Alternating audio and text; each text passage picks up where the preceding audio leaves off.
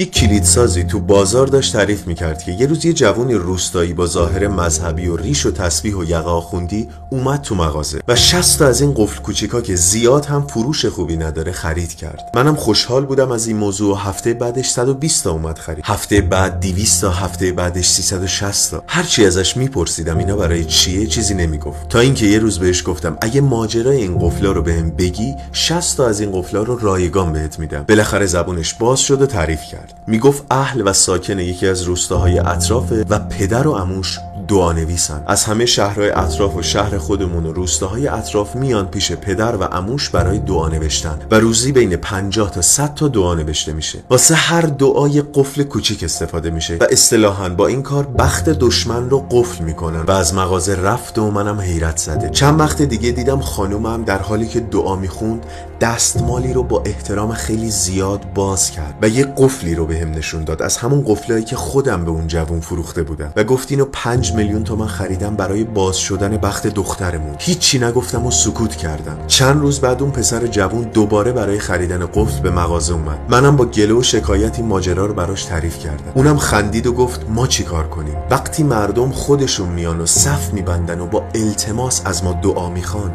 ما باید چیکار کنیم؟ میگفت سکوت کردم و متحیر از جهل و نادانی خودم و هم نوعانم شدم که پایانی نداره. رفقا، تا زمانی که داریم رو جهلمون پافشاری میکنیم، تا زمانی که مغزمون اینه، وضعمون همین.